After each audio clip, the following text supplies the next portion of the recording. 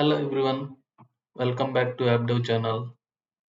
As part of the Spring Annotations series, in the last video we covered the service annotation and what is the significance of the service annotation. We have covered that service annotation will be useful whenever you are writing a class that is having business logic or having some other external service calls invocations or other microservice calls invocations. In all those scenarios, we have to annotate those classes with at service annotation. That's what we learned about the service annotation. We have seen that with the detailed examples as well. The annotation which we are picking up for today's video is at repository annotation. Okay, at repository is also similar, is one type of component annotation, which means that whenever you declare a class with that component, it instructs the Spring container to manage its bean lifecycle, right? Similarly, at service also is having the similar capability. Similar to that, at repository is also having the similar capability. Whenever you annotate a class with that repository, you are instructing the Spring container to manage the bean lifecycle of this particular class. Okay, so that Spring container will be taking care of the bean creation, bean management, bean destruction and all. Apart from that, there is a specialized feature that is coming up with the repository annotation. We have seen that controller and REST controller are also one type of component annotation, but they're having some specialized features to handle the web MVC requests, to process the response to HTTP from Java domain objects, right? Similarly, repository is also having some specialized feature. That is what the main purpose of using the repository annotation on a classes. Okay, basically we have to use the repository annotation on the classes which are dealing with database interactions or any class that is having search operations, create operations, read write operations, update operations, delete operations, all those operations if at all you are doing in a class on a particular collection entity. Suppose if your application is maintaining some in-memory database using collections, so whenever you are dealing with collections, you can create, you can read the data, you can delete the data, all those operations you can do on a collection, right? So that is one example where you can use the repository annotation. The other widely used scenario is when you are dealing with the database access operations, like when you want to connect to a database, read the data, delete data, update data, every database related operations if your class is doing, then you have to annotate that class with at repository annotation. That is one point. Okay, the other point, the 2 points which we discussed till now is, first point, the repository annotation making instructing the container to manage its bean lifecycle. Second point, we have to annotate a class if it is having any database operations or in-memory database operations with that repository. The third point, which is the specialized feature of the repository annotation, is exception translation. Okay, we will see that in detail. What is exception translation? Why we need that? Okay, but let me tell you this. Okay, suppose if at all in any microservices architecture which is dealing with any database interaction, right? Suppose we will write a controller first to accept the requests from the client, and after controller we write a business logic, right? After business logic, if you want to invoke any other services or if you want to do any service specific logic, that you have to do in the service layer, and we will do the client layer, right? Otherwise the client layer. Okay, after the service layer, you can take if the particular operation requires some database interactions, then you have the data access layer. Okay, so this data, I mean, this controller, business, service, we have seen the annotations at controller, rest controller, at service annotations are helpful for business. But for the data access layer, we have to use the at repository. Okay, the reason why we have to use the repository annotation because of its specialized feature, which is exception translation. Okay, because suppose data access layer today you are dealing with some database like MySQL. Okay, tomorrow you are going to connect to MySQL. Today you are connecting to MySQL using JDBC or Hibernate or JPA. Okay, tomorrow you are going to connect to MySQL with not MySQL, some other database like SQL Server. You are going to connect to uh, SQL Server using Hibernate. Okay, so you have the n number of options to implement the data access layer. Suppose if you want to migrate the technology that is being used in the data access layer from one technology to another technology, you can implement that technology in the data access layer. But the problem here is if at all the exceptions are being used specific to the technology and being handled in the data access layer, then you have to change the whole logic of the exception handling as well specific to that new technology. Suppose if you are using uh, Hibernate today, okay, Hibernate today to access the MySQL database, then you will be catching all the exceptions related to Hibernate in your data access layer or in service layer. Okay, but tomorrow if you are connecting to SQL Server using JDBC or the DAO layer, okay, DAO also we can use, right, data access objects also we can use to connect to SQL Server.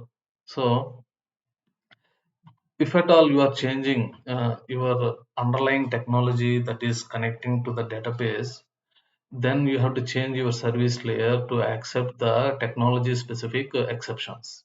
Okay, it's like Hibernate exceptions or MySQL exceptions or SQL Server exceptions or GPA exceptions, data access object related exceptions, JDBC related exceptions, SQL exceptions. Okay, all these exceptions so you have to catch in the new technology in the service layer. Okay, in order to avoid that problem, in order to avoid the modifications in the service layer,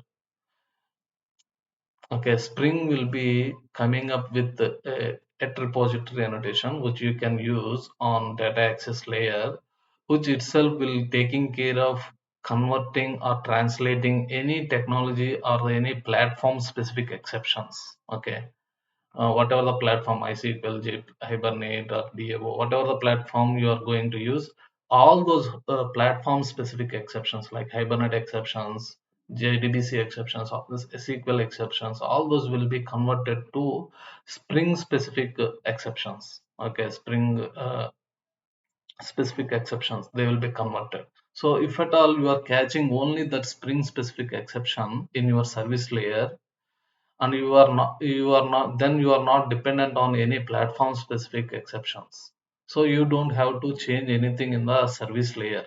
You just have to modify the underlying technology which we are going to modify in the data access layer. That's it. So that is the biggest advantage which we are getting if we use at repository, and how the exception translation being done internally by the Spring framework will help us without modifying the service layer. Okay, we don't have to modify the service layer if we are using the at repository annotation on the data access layer, as it will be translating the exceptions of the platform specific into the Spring specific data access related exceptions. Okay, that is the third advantage and the main specialized feature of the repository annotation. Let me open the documentation of the repository annotation. Okay, see this indicates that annotated class is a repository originally defined by the domain-driven design, okay, as a mechanism for encapsulating, storing, retrieving such. This is what we have discussed, right? If at all any class is doing all these operations, we can annotate the class as a repository. Okay, that is one thing. See this.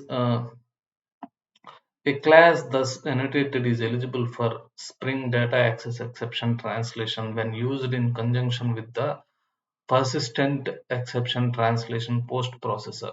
Okay, the annotated class is also clarified as to its role in the overall application architecture for the purpose of tooling aspects, etc. Okay, basically, this is a class. Okay, this is the bin post processor which will take care of the exception translation from the platform specific to the Spring Data Access exceptions. Okay, okay, we will see that in detail with an example how the what will happen if we don't use the repository annotation, what is the behavior if we use the repository annotation, what is the significance of this particular post processor.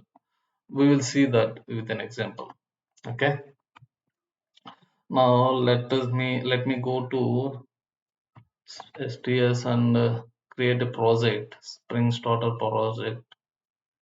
Here I am going to use JDK8.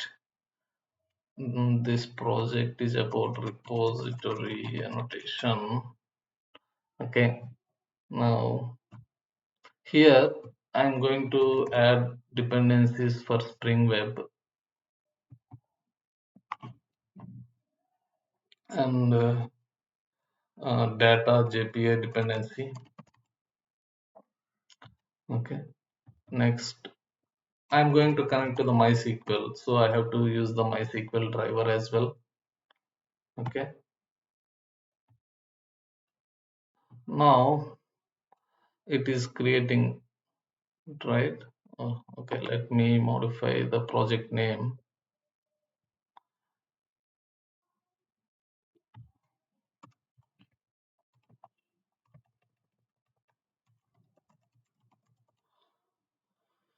Repository annotation. Okay, let me close all.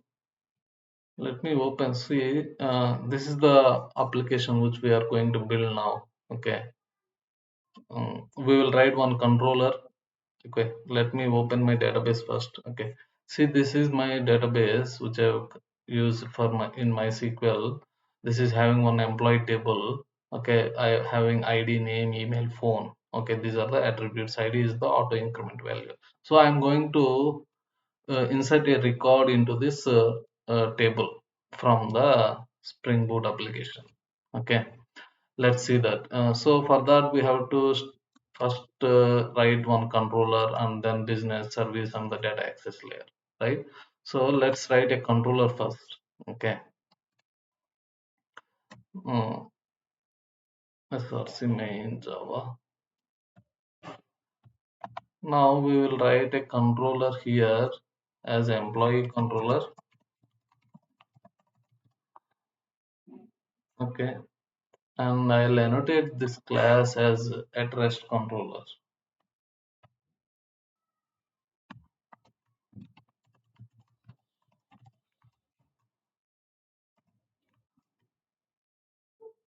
Okay, now what I'll do is I have to accept the request at request mapping that is having slash emp. Okay, now I have to write a method as well to insert a record public void save employee. Okay, this is a method and this should take employee object from the request body. So if you want to take data from the request body which is coming in the JSON and you want that to be converted to this object, then you have to use the request body annotation. Okay, now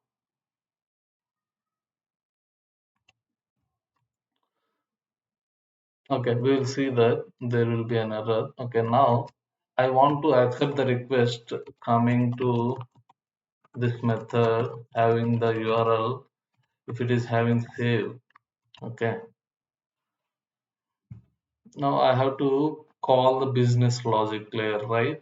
So I'm going to create another class, uh, employee business. Okay, EMP business. We will auto-wire this one. Okay, we will create this, okay, in a while. So on EMP business, we are going to call save employee method.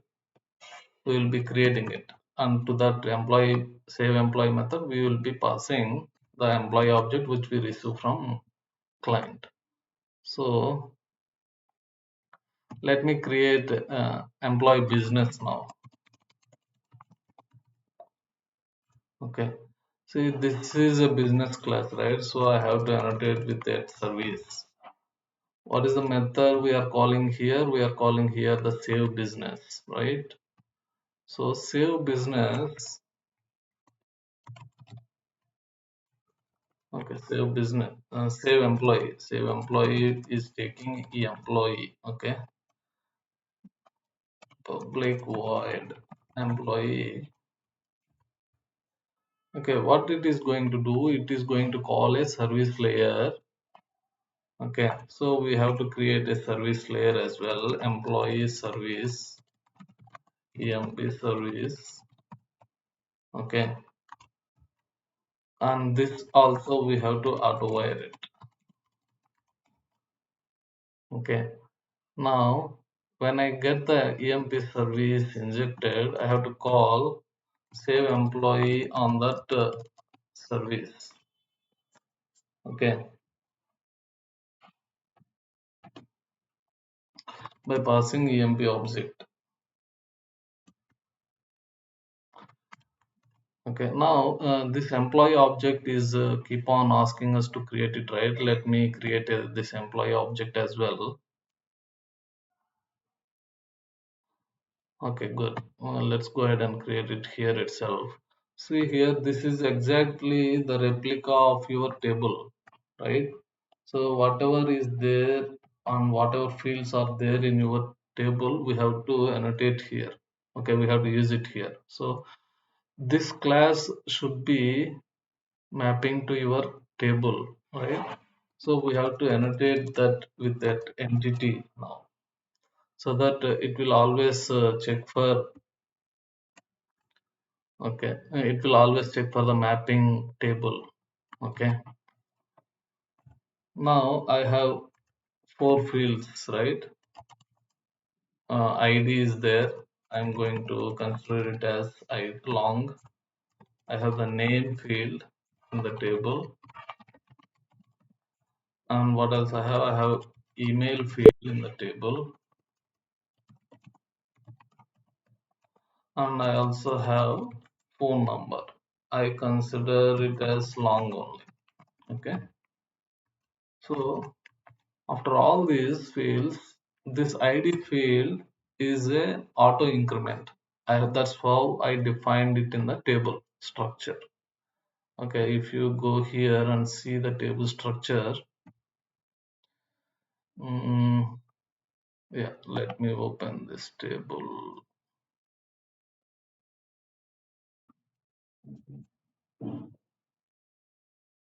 See this auto increment I have given to ID. Name is not null. Email, phone number, there are no constraints.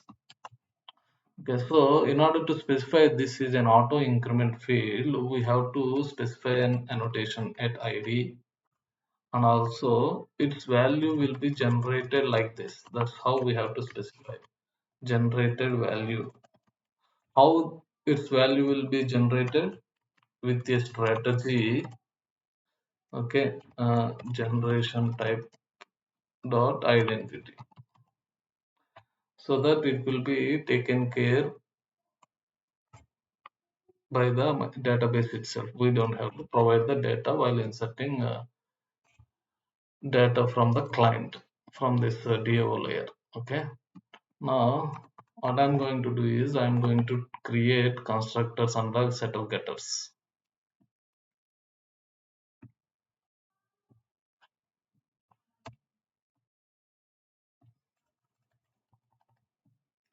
Let me create a constructor as well.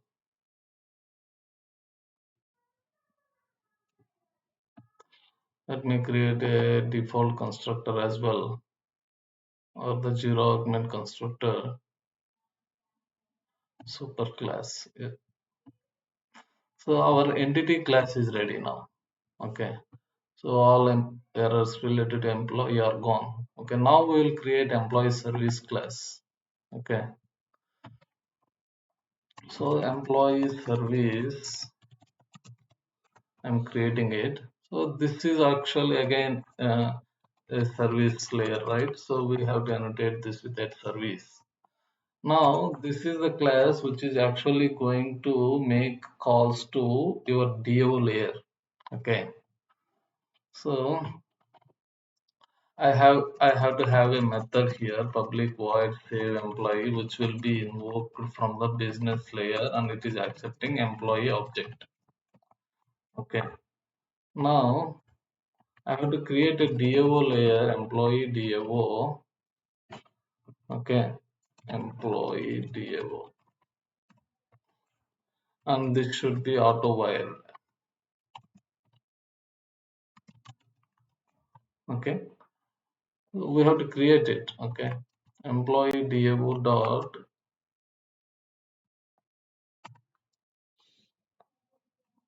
save employee. Okay, okay, we'll create this class now.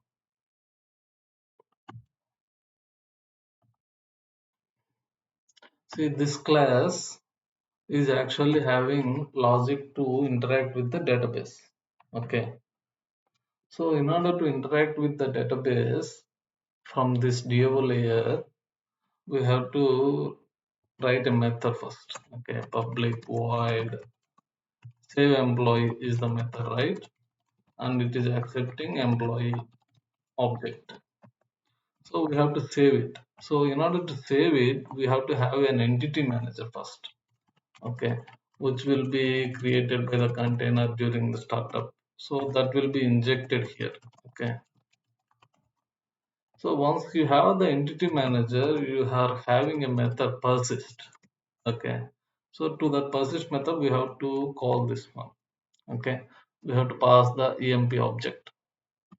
Now, whenever any method we are making a call to database using entity manager, that method is should be annotated with a transactional. Okay,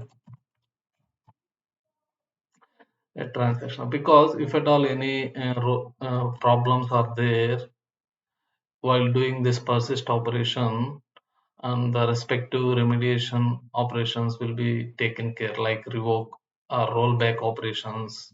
Whatever the updates are done till now, all those operations will be rolled back if at all any errors or exceptions are coming. Okay, that is the use of this transactional annotation on a method.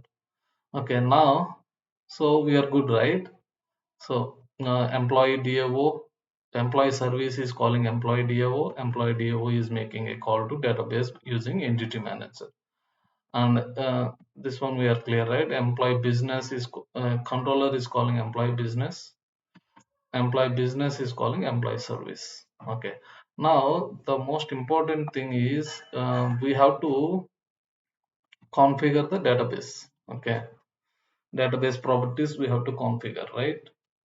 So spring dot data source dot URL. Okay, this is the data source URL. We have to mention jdbc colon. We are connecting to MySQL, right? MySQL colon, and it is on the local host colon 3306, and this is my database name. Okay. Next, we have to mention username and password, right? Spring dot data source dot. These are the predefined properties which we have to use. Okay, Java user. Spring dot data source dot password is equal to admin 123. This is my password. Okay. So I'll also mention one more property so that we can see what is the SQL, how the SQL is building during the save operation. Okay. So these are the properties we need. Now, and we are ready with everything, right? Now let me run this application and see. Okay, we have not mentioned anything on the DAO layer. Okay. Now, for example, let me add a repository initially. Okay, we'll see. Okay, let me run it now. I'm running it.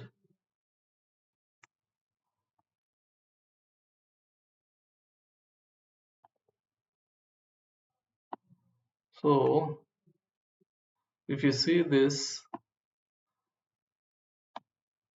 Hikari pool, which means that the data source is being created to MySQL, and also you can see the starter is started up, server is started up.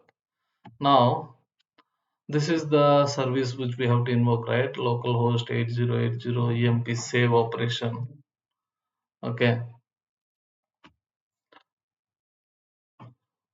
here we have to pass the data. I mean, that is the post request we have to mention. I think we forgot to mention it. Okay, let me open it, the controller. See here, we did not mention anything, right? It should be coming in the uh, request body. So instead of request mapping, let us mention post mapping here. Okay.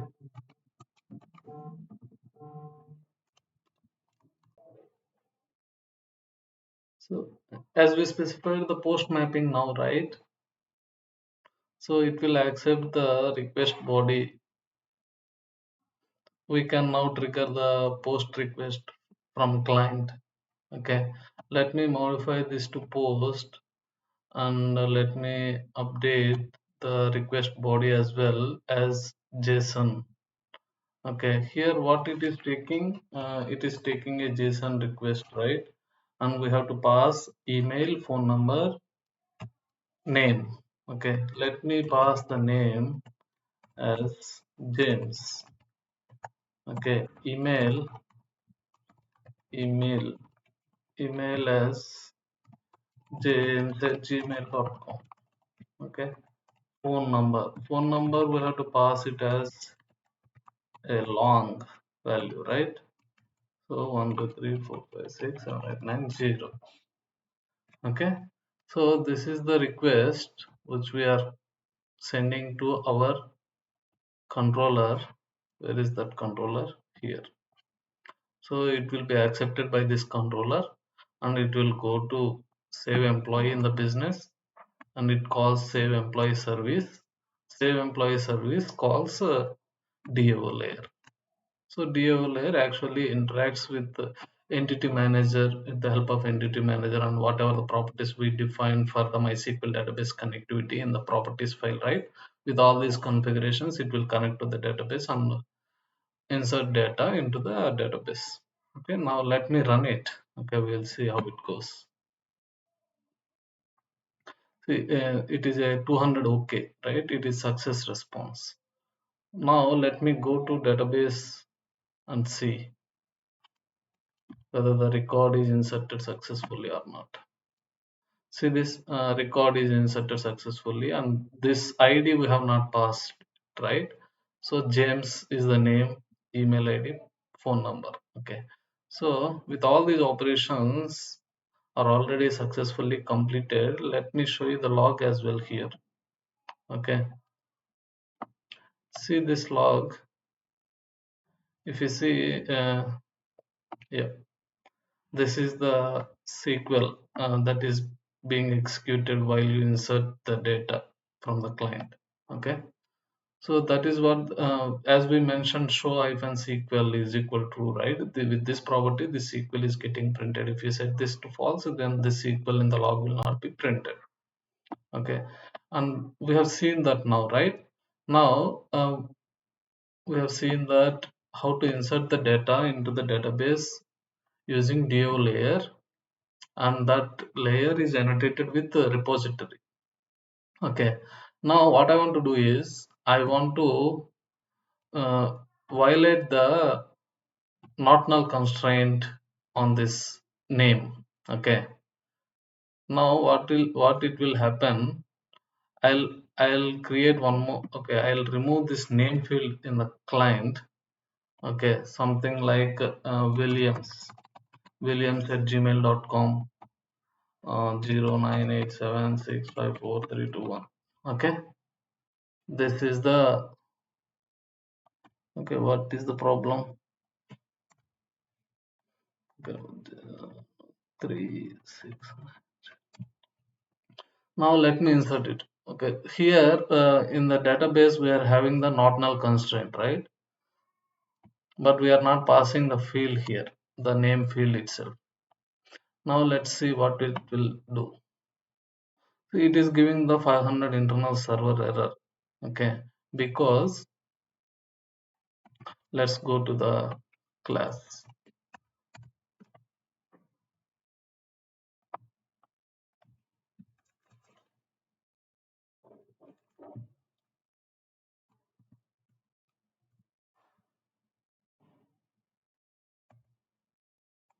See, it is giving SQL integrity constraint violation exception. Okay, and column name cannot be null. Okay, so this is the exception that is coming from database, and it is straight away showing the SQL integrity constraint violation exception. But as we thought, repository will not be showing anything related to SQL exceptions, but it will be showing only the data access exceptions. Why it is not showing? Because we have to catch that as a data access exception in our service layer. Okay, see here, here we are having it, right? So let me catch it as a data access exception.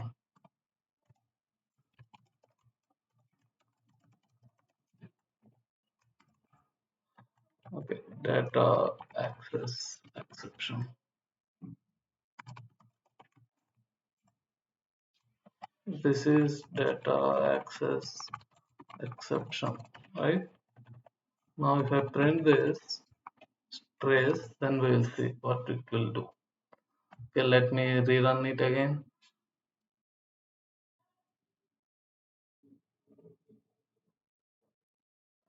It's all fine, right? Now let me trigger the incorrect request, which is not having the name. Now it may be showing you the 200, okay, because we handled the exception, right? But if you go back here,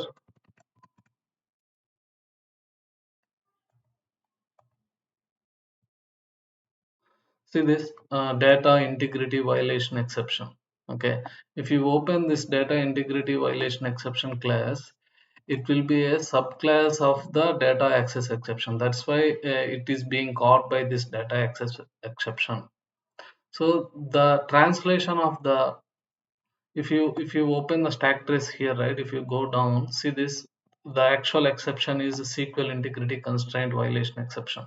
Okay, so, and that is being wrapped uh, by the constraint hibernate constraint violation exception, and that is being wrapped by Spring Framework data access exception. So this is the benefit we will be getting if we use repository exception. The platform specific exceptions will be converted to Spring Framework exception. Okay. Suppose if I use at component annotation or uh, at service annotation, right? on this do class, then we will see that with an example what it will do. Now let me restart this.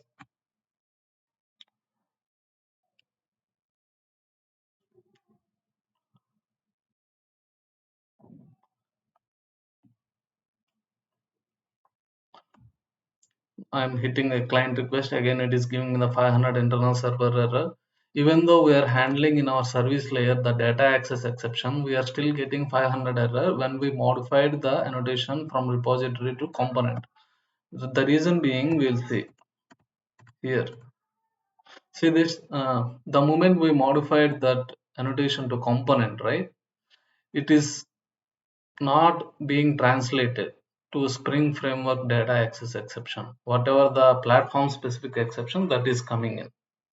So if at all we are using component only, so we have to handle this kind of exceptions, all these exceptions, SQL integrity constraint exception.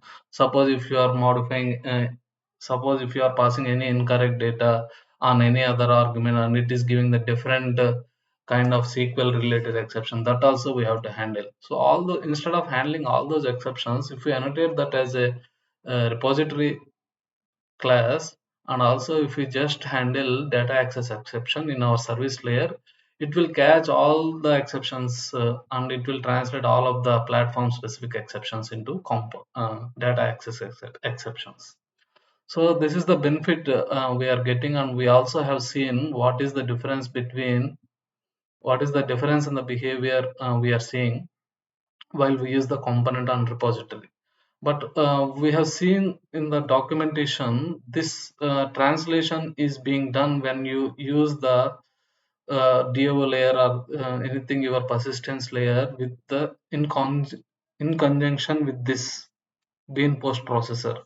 What is this persistence exception translation post processor?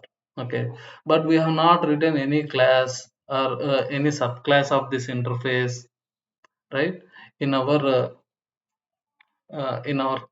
project. But who is giving that? Okay, because I'll show you that. Okay, if you go to properties and if you add debug, okay, let me add this one, logging dot level dot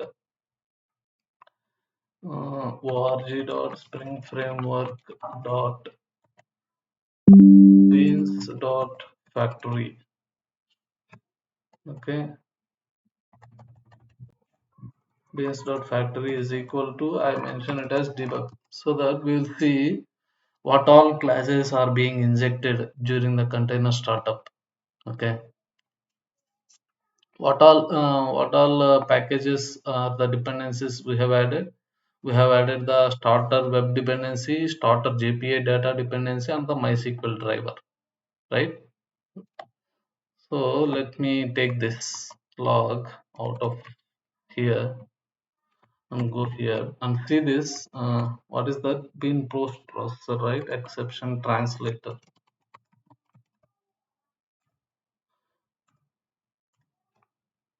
Okay, let me take this. See this, creating shared instance, persistence, exception, translation, post processor. Okay, auto wiring by type from uh, persistence, exception, translation, post processor. Okay, there will be one auto configuration being done for this. Okay, something related to persistence, exception, auto configuration. Okay, translation, auto configuration. So that auto configuration which is coming up with the Spring Boot is making the instance of this class. That is why it is, as this is available in the container, it is converting the platform specific exceptions into Spring Framework data access exceptions. Okay, let me show you that as well. We can see that, right, which auto configuration is giving that debug is equal true. Okay, I'll mention this now. Which auto configuration is creating that instance, that also we can see it because it will show us a report now, right? Yeah, what are classes are auto configured, what are not. See, this is being this is coming from the persistence exception translation auto configuration. So the moment we added Spring Data JPA dependency into our project, this auto configuration will be done.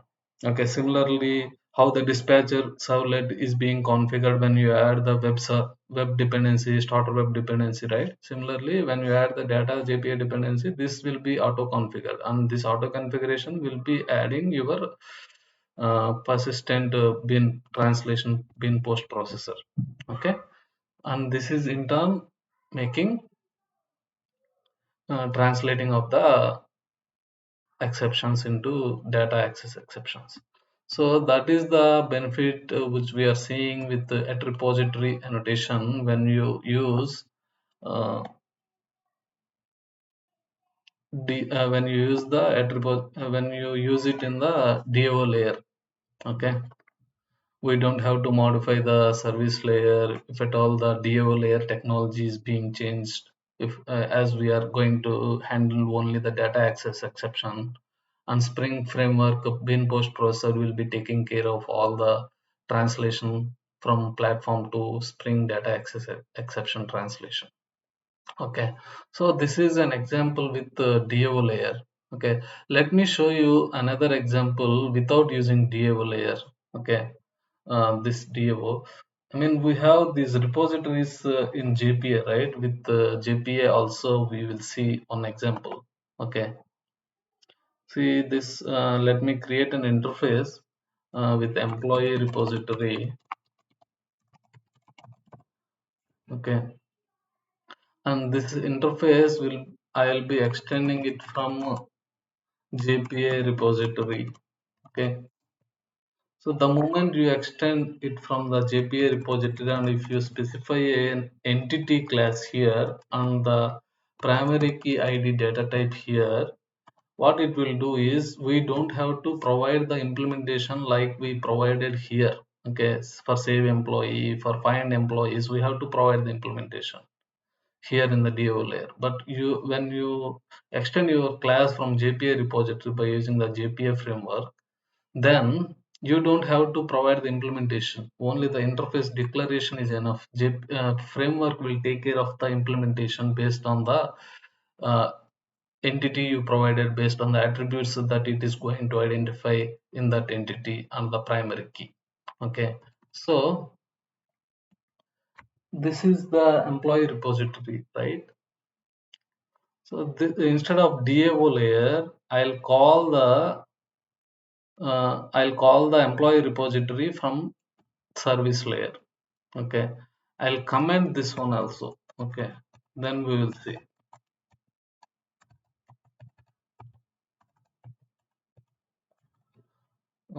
I'll comment this one as well. Yeah.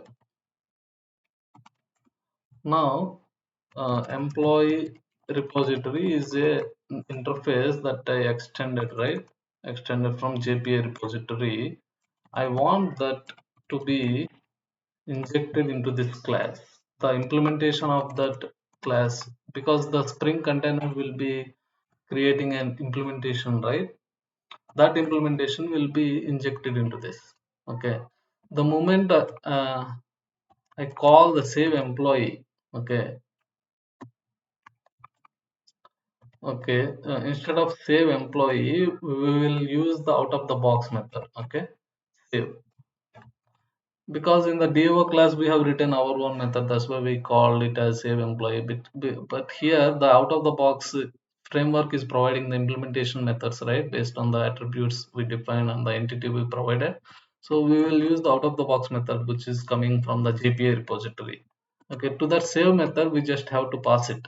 Okay, that is one thing. So now let me run it again. We will see what will happen.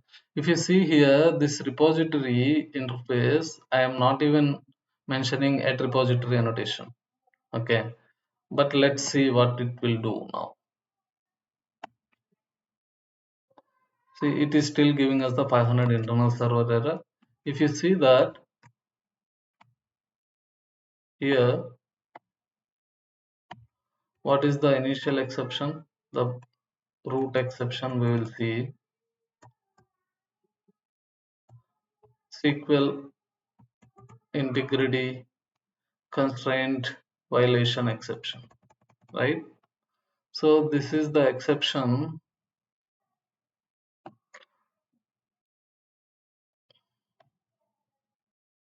Okay, let me see. 1 second. Let me see whether it is coming from my repository or something else.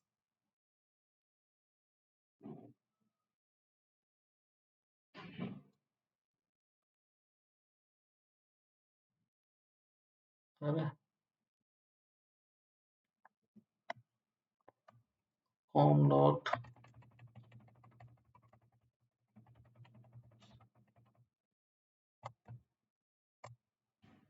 Yeah, save employee service. So save employee service is making a call to employee repository. Okay, now let me annotate this interface with at repository, this employee repository as well.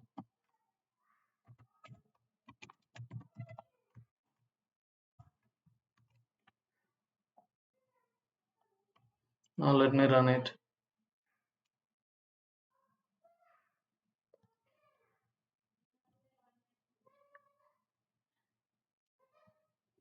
Now if I hit this,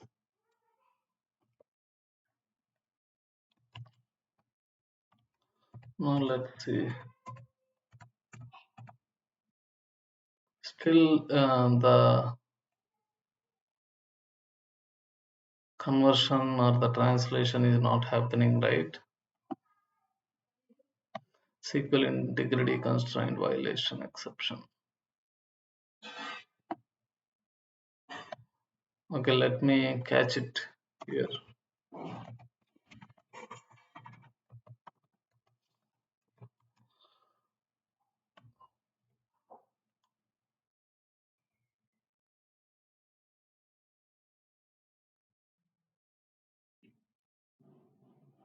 Now let me run it. Now we will see that. See this SQL integrity is the root exception,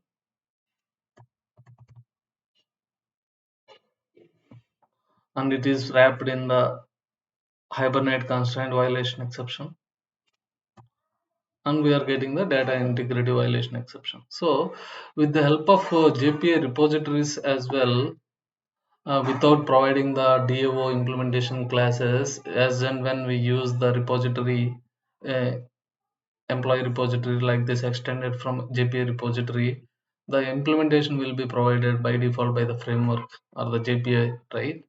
So even in this approach as well, whenever we handle that in the service layer, that will be the automatic translation of the platform specific exceptions will be converted into the Spring data access exceptions. So that's all for today. We have seen in detail the significance of the repository annotation, what all the three different features it is providing, how the exception translation is working, what is the bean processor, what is the auto configuration that is coming into place whenever we mention at repository annotation in your class, whenever you add the JPA dependencies in your project. We also have seen two approaches of using repository annotation on the DAO layer and also on the JPA repositories when the implementation classes are provided by the JPA. We also have seen how the exceptions are being wrapped. Here in the root exception is wrapped by the Hibernate and by the data integrity violation exception. Okay, that's all for today. Thank you for watching. We will meet in the next video with another annotation. Thank you.